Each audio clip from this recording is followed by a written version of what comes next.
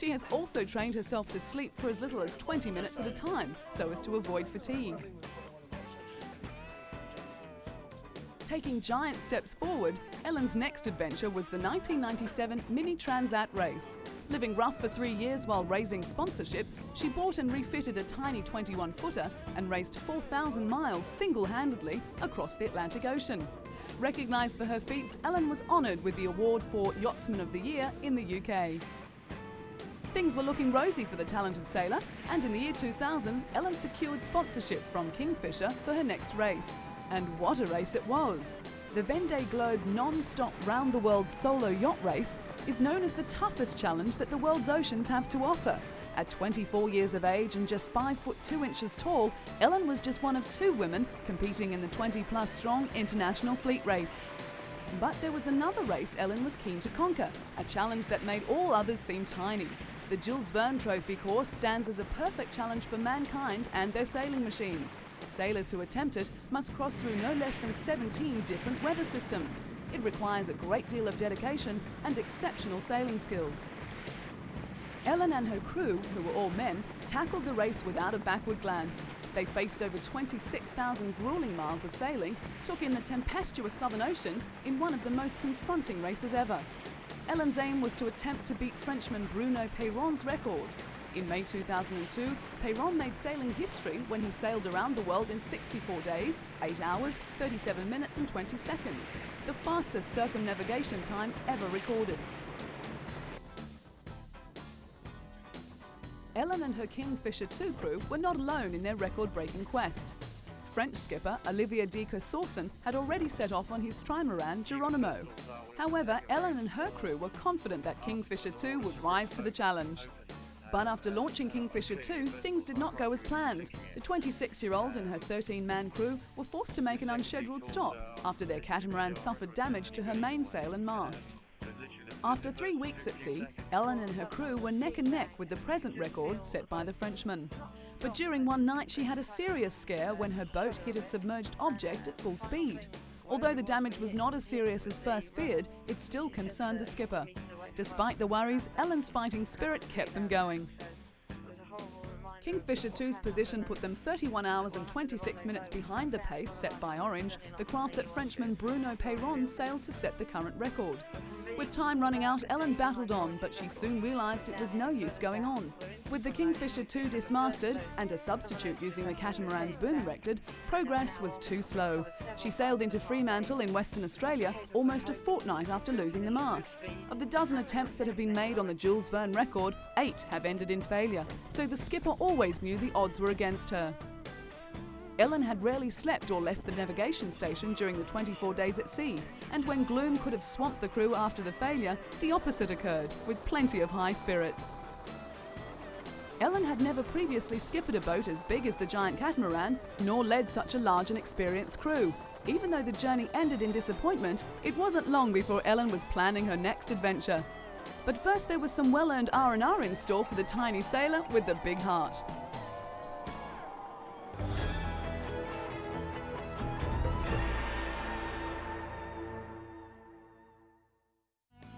Kenya's Catherine Nedareba, winner of the Chicago and Boston marathons, is a talented athlete with a strict training schedule. She begins her day at 6 o'clock in the morning, stretching, working out and running laps at the National Stadium. She thrives on the exercise, pushing herself to the limit, never thinking to miss a training session. Self-discipline is the key to this athlete's success, with a belief that all the hard work will gain rewards. After the morning sessions, when Catherine returns home to prepare breakfast for her family, her husband Anthony, an up-and-coming marathon runner himself, is also her training partner and is extremely proud of his wife's achievements. When Catherine's goal to be the first woman to go under 2 hours 20 minutes was achieved by another runner, her husband was by her side, encouraging her to go one better. And that she did, breaking the world record. After running the world's fastest marathon time in the Chicago Marathon, Catherine's recognition increased. This photograph is just one of the many mementos she has on display in her living room, along with trophies for her numerous athletic victories. When she returned home from her record-breaking run, Kenyan President Moi presented her with a Distinguished Service Medal.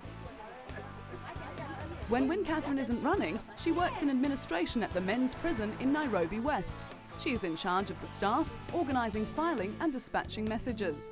The Kenya Prison Service is famous for employing and training world-class athletes. They also employ 3 other champions: Susan Chepkemei, the world's fastest half-marathon runner, Ruth Kootal, a top 3 finisher in the Paris Marathon, and Edith Masai, winner of the Grand Prix race in Oslo. The 4, known as the Golden Girls, train together on this dusty racecourse in the Langata forest near Nairobi. Guiding them through their paces is Kenya Prisons coach Elizabeth Olaba, whose winning formula is to train the athletes strictly to a program, never deviating from the plan. She feels that it helps strengthen the mind as well as the body. Like Catherine, she agrees that self-discipline and hard work allows them to get the most out of themselves. It is this strict discipline that has helped Catherine to win the Boston Marathon twice. It is quite an achievement, as she is the only woman to have done so. But like most athletes, it hasn't all been success. When competing at the qualification trials for the World Long Distance Championships in Edmonton, Canada, she finished a disappointing 4th.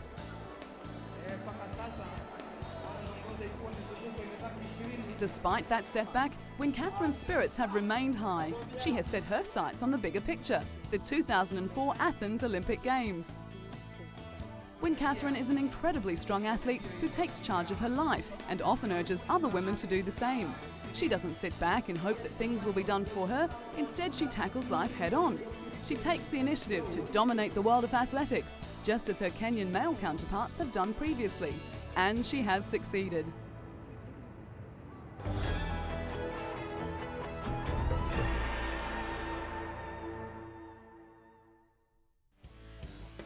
The golf course at Brobalsta near Stockholm, Sweden has a pretty impressive patron, and the members can't stop talking about her. Annika Sorenstam is blonde and blue-eyed, extremely talented, and willing to mix it with the boys. Coming from a sporting family, Annika made her golfing debut in 1982. Between herself, her sister Charlotte, and her mother Gunilla, they have made many tournaments their own. Annika has an amazing talent. In 1995, at the age of 25, she had her first LPGA career victory when she became a Rolex first-time winner at the US Women's Open. She also won an Athlete of the Year in Sweden, the country's most prestigious sports award. With her name constantly on the leaderboards, it wasn't long before the world started to notice the long-hitting Swede. With a reputation as having nerves of steel, she continued to impress, defending her title at the 1996 US Women's Open. That same year, she surpassed the $1 million mark in career earnings. Annika is now a household name and a role model for young girls throughout the world. Merchandise for the star golfer is big business and much in demand. But that comes with winning. 1999 saw LPGA history when she fired an 11 under during the first round of the Sara Lee Classic, as well as her first career hole-in-one. As for prize money, her career earnings skyrocketed, crossing the $4 million mark. In the first 5 years of her career, Annika won more LPGA tournaments than any other tour player. There was no keeping Annika down. In 2001, she recorded 8 wins, 6 second places, and a total of 20 top 10 finishes. She was awarded her 4th career Rolex Player of the Year award and also set new records in earnings, crossing the $2 million mark in a single season. In the Lincoln Financial Group battle at Bighorn, Annika teamed with Tiger Woods to defeat Kari Webb and David Duval, marking the LPGA's first ever appearance on US primetime television. Going where others have feared to tread, Annika accepted in 2003 an invitation to play in the Colonial at Fort Worth, Texas, becoming the first woman in 58 years to compete in a PGA Tour event. The last female to play in a PGA event was the legendary Babe Zaharias at the 1945 Los Angeles Open. While her entry had brought criticism from some male players, she had an on-course female fan club, many sporting Go Anna badges. So whether she's breaking records or hitting off with the men, no one can deny the super talent of Annika Sorenstam.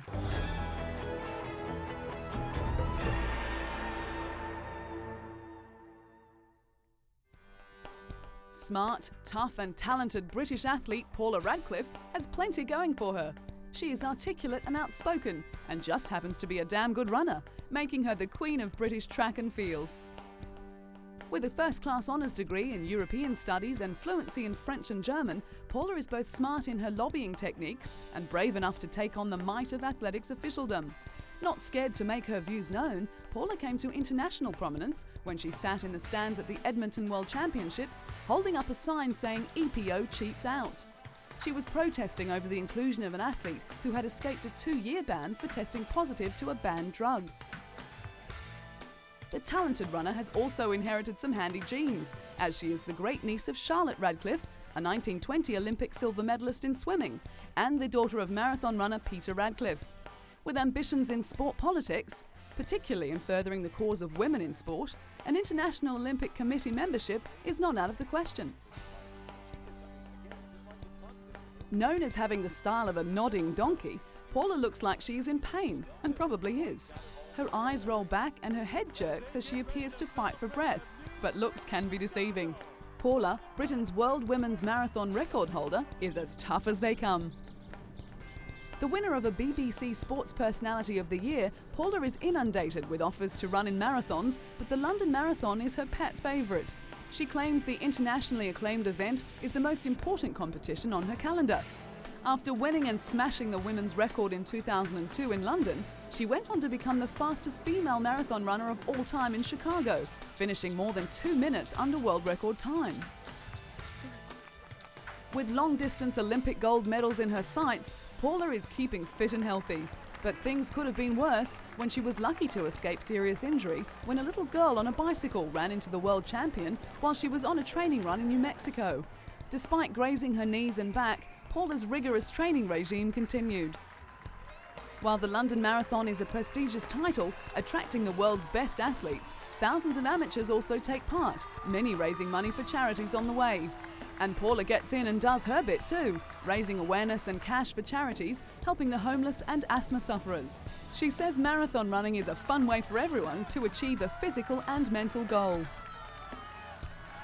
Paula won the 2003 London Marathon in style. In an astonishing 2 hours, 15 minutes, 25 seconds, she broke her own world record by a massive 1 minute, 53 seconds. With the event allowing male Kenyan pacemakers, Paula was able to use her strength and stamina to excel. Style or no style, Paula has what it takes to be the best in the world.